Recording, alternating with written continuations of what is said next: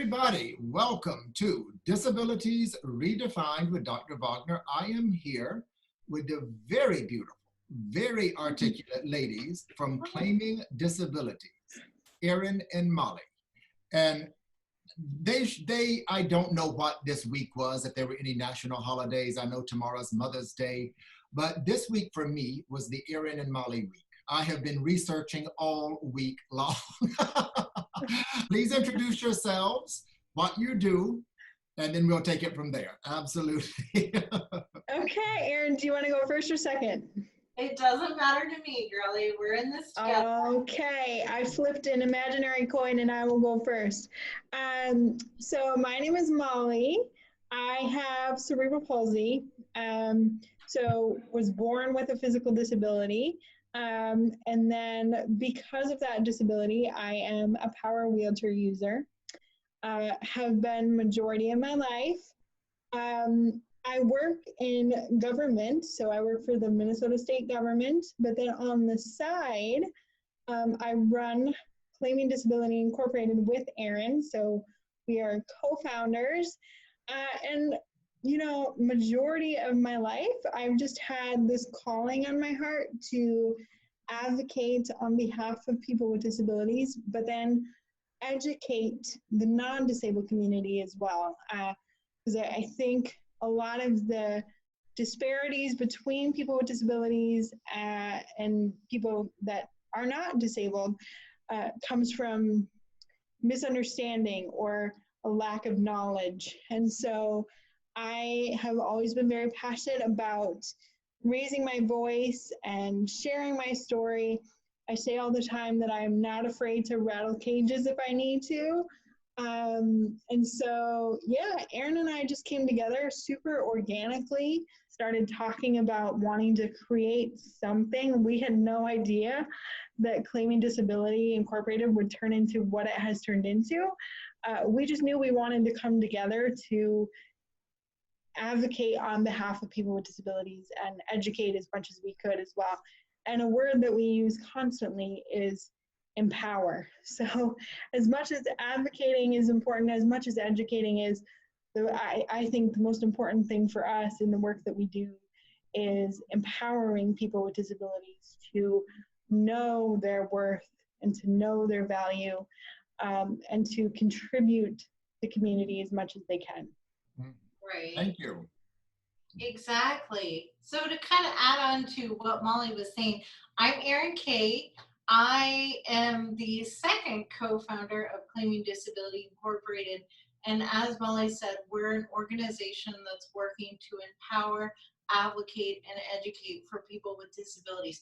We believe, like you, Dr. Truitt, that media projects should be created for people with disabilities, by people with disabilities. Yep. And like Mollie was saying with that empowerment piece, how we empower people with disabilities is through our podcast that we're doing right now with you, this collaboration, you know, with our live streams that we do, with our content that we produce. So Mollie mentioned, you know, she has cerebral palsy. I have cerebral palsy as well, but we both experience life in very different ways. I use a walker. She uses a power wheelchair. And when I was talking to Mollie about starting this project, and initially it started as a podcast, like we just wanted to do a podcast, but then Claiming Disability, just the idea of it in itself, of disabled people have always felt like we've had to deny that piece of our identity. It's always had to be cut out. It's always been like, we go beyond the disability, we're not defined by it, all of this stuff. So in a lot of ways, we're kind of cutting out that piece of our identity when we choose not to claim it. But what our company does do is we believe that you can claim your disability however you want to claim it. So even if you don't feel like your disability defines you, you can still feel disabled and fierce in our community. Everybody's welcome in our community to feel however they want to feel about their disability. And so if you don't see that representation, that you need to see in terms of disability. Create it. Like you, Dr. Truitt, you're out here highlighting people with disabilities, making sure our voices are heard and feeling empowered in that way. I did a photo shoot before this business started where I took a picture of myself in my walker because I did not see that representation that I needed to see. When I Googled pictures of people using walkers, it Right. was, you know, elderly people, and it just was not out there. And I'm like, there are people in this world who have braces like myself. There are people in this world who use walkers. And in your industry, the media industry, I think we want disabled people to look a certain way. Particularly with the photographer I was working with, she was like, your face isn't as relaxed as it needs to be when you're standing. But that's the reality of how I look. We shouldn't be afraid to look disabled. Being disabled is pretty fabulous. It's a label, it's a community. We know lots of empowered people, and we're just excited to be here. Quick, you guys have some very influential guests on this show. Now, where did they find you? Because I know you have a strong social media following. We reach out to people randomly all the time, and sometimes it works, sometimes it doesn't. We've also been very, very lucky to, in a very short amount of time, create an incredible audience and an incredible following. And a lot of the amazing opportunities that have come to us exactly like that. We have sort of, I think, opened ourselves up to the idea that we want to create this platform. And so, the whole, this is not baseball, but the whole thing in that movie, Field of Dreams, if you build it, they will come. And it's kind of like that. We've built this community and people recognize it and they see the impact and they know how necessary it is. And so I think that's why we know that we're exactly where we need to be and we're doing exactly what we need to be doing, because this community and the movement of claiming your disability and wearing your disability like a badge of honor has erupted into this incredible movement. And so that just tells us that it's something that people have been craving. Yeah. Again, that representation piece. And something that I just wanted to add really quickly about, the inspiration for why we created this company and the community. We wanted people to have the ability and to have the place and the space to take control of the narrative of disability, right? So usually out in the media and, TV shows, movies, whatever it might be, there's this very specific niche for people with disabilities. There's this very specific sort of storyline, and it's very, oh, look at this person. They're so inspiring for being born with a disability and living in spite of it, right? And while some of that is needed and very special, we just want people to see that people with disabilities are people, Yes. right? And, Yes. and just because we've gone through really challenging things doesn't mean we're any less worthy or any more inspiring than our non-disabled neighbor. How do you want your media presence, your ever-growing media presence, and you're both very smart, articulate, beautiful young women. You can probably parlay your way into any conversation or any social event. But how do you want that to bridge the disabled population with the able-bodied population? Go for it, Erin. Go for it. Yeah, and that's a toughie. You know what? It's a toughie, but a really good question. And like you said, Dr. Truitt, yes, we do create media projects for people with disabilities, by people with disabilities, but also we do that education piece, right, for the able-bodied community. And so what Molly and I were acknowledging in the disabled community, there's kind of a division, a little bit of a divide. There's a lot of divides because there's people who were born pre-ADA, like Jim Labret, who we're going to interview very shortly, Judy Human.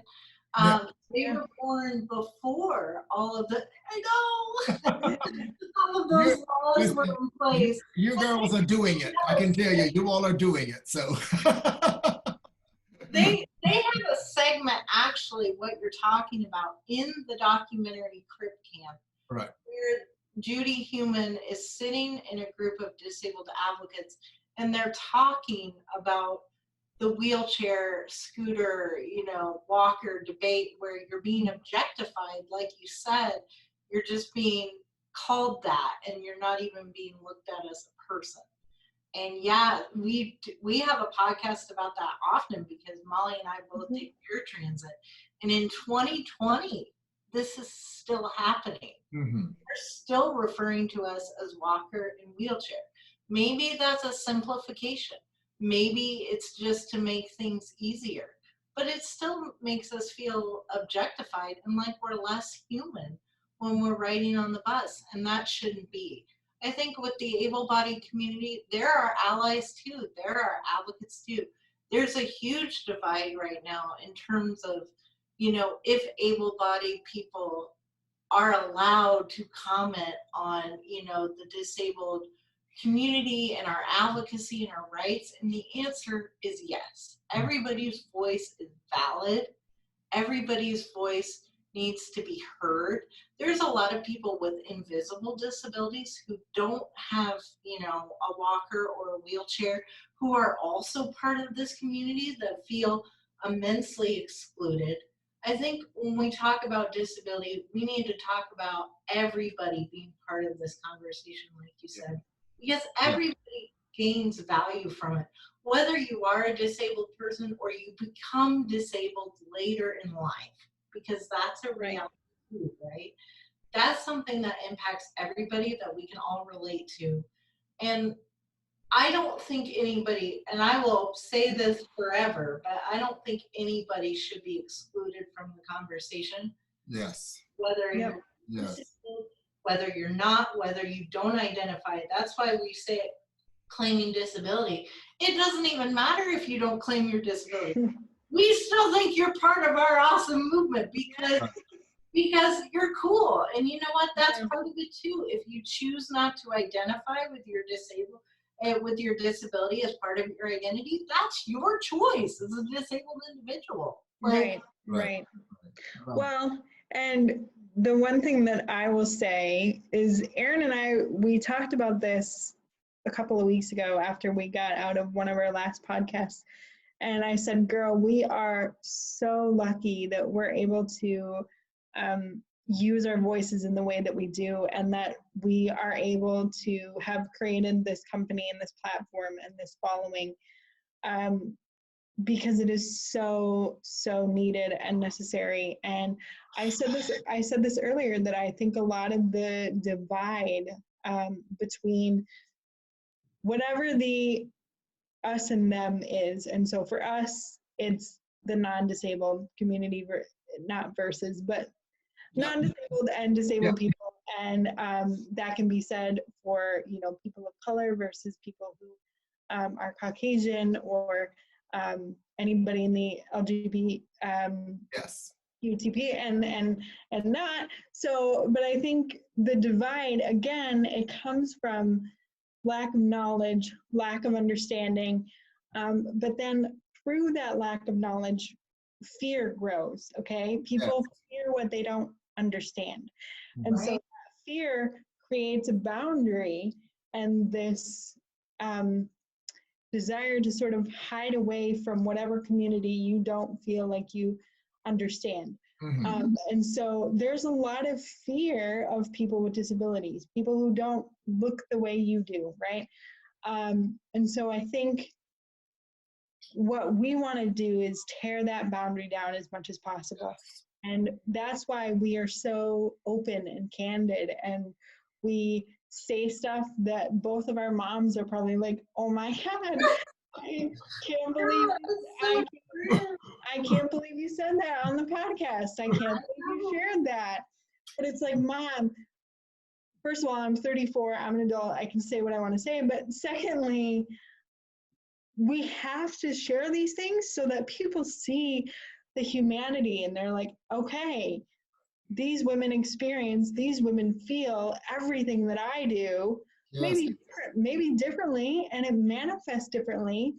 But at the end of the day, we're all still human. And I think that is really at the core of what we're doing, is that we want to show the humanity in disability. Yes, and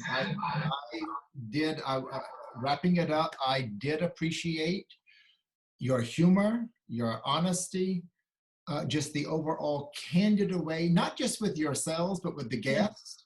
You were at times quite yeah, everybody go to the podcast. I mean, really, I would listen to one, then I would listen to another. I would put it on hold, go walk the dog, come back and finish watching. So I finish listening.